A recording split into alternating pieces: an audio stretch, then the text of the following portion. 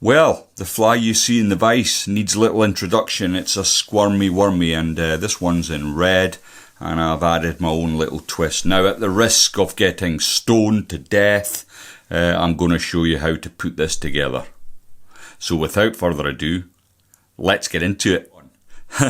Well, now you've got over the shock of seeing this monstrosity in the vise, let's get on and tie it. So the hook in the vise is a Hanak H490 Jig Superb Trophy. It's at size 16, and I've coupled that with a 3.5mm bead. As you can see, it's a metallic purple. Now, the thing with squirmies is people either love them or hate them. I'm a lover. I like the squirmies. I think sometimes when you're having a hard time catching fish, you can put one of these on and it can turn your day around. Now, I've been asked to do this because people are really struggling with the material. So the first thing I would say, and this is a top tip, don't use tying thread, don't use nano silks or any of that. Use some Glow Bright or floss. I'm using number 3 here. As you can see, it's red. And what I'm going to do is just get a little bit in behind the bead to hold that into place. And then I can come down. Then halfway down I'm going to remove my rat's tail. Now, size 16 is quite small and 3.5 is quite a big bead. But I find this works really well, especially for trout. It's pretty good for grayling, but I prefer the pink for grayling. Now the other thing I would say is you can buy squirmy from almost any retailer now, but finding the original stuff is really hard work, and Fool and Mills managed to source the original squirmy material, and I've started to use that. So first thing I want to do is the length of tail. Now people will argue black and white with this.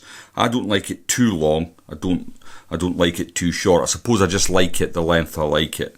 So I'm going to bring my thread all the way to the back of the shank, and I'm going to lay it on and have a look at the length.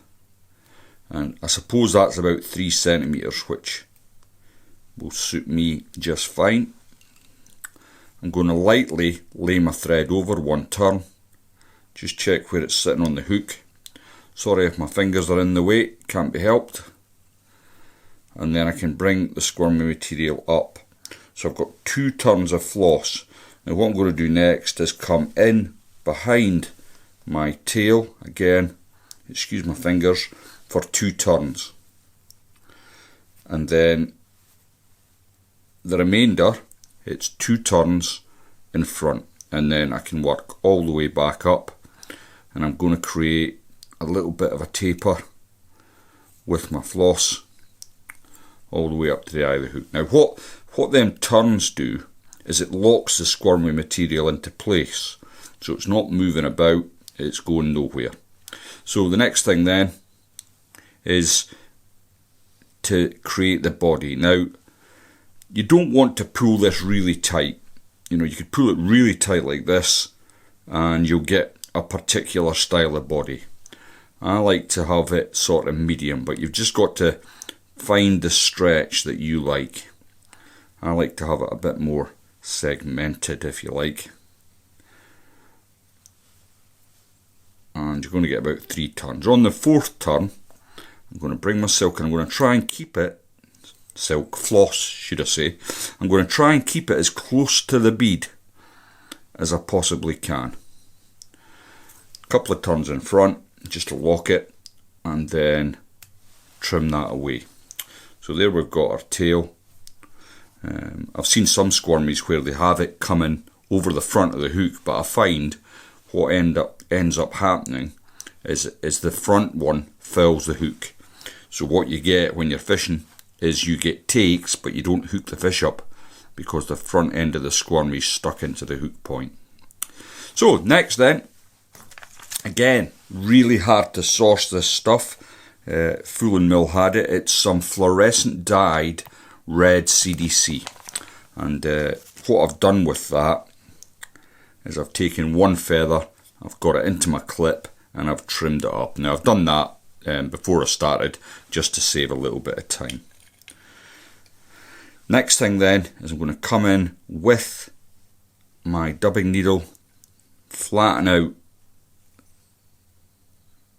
the glow bright and just split that, and it splits no problem because it is compared to any of the nano silks, it's rather relatively thick. Now I'll slip my clip into there like so and trap that in.